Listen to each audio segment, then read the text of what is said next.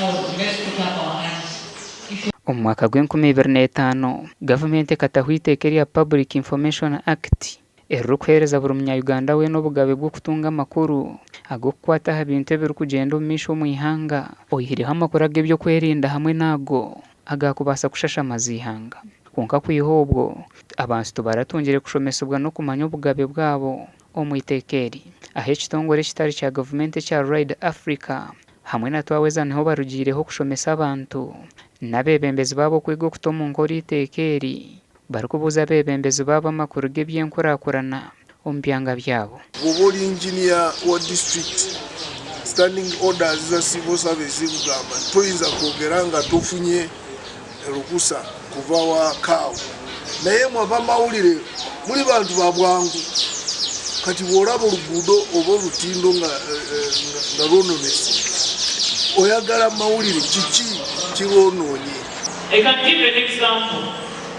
Honorable Minister, you find people in the Agacencwire where you come from disturbing your members of parliament on access roads. Because they are empowered to do what?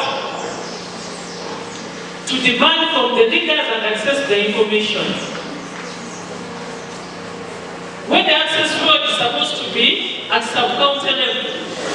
Kabyanga ho nayihirira yamanyisa ngu gavumenti eri no muzindi nteekateeka z'okukyendeza emihendo ya data nari internet n'okuheereza emiruka ebyakarumagezi.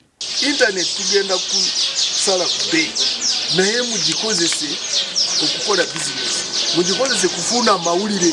Ebintu byonna kati biri online. E-government kyetwogerako kati e-business, e-trade, e-commerce. Okurugyirira hari Minisita Kabyanga gavumenti neyenda kutaho umuringo gw'amakuru garukuruga higuru gakaza ha district amagomborra emeruka mpaka ha byaro. Every parish, we are going to give a gadget to every parish. We are still looking at what type of gadget we should give. But I know all of you need computers, so we can give you computers. Today we were focusing on the public servants, where we had the district heads of departments, then we had the sub-county leaders, where we had the sub-county chiefs, then the parish chiefs from different sub-counties. Gasha kwa Daniel Bingana.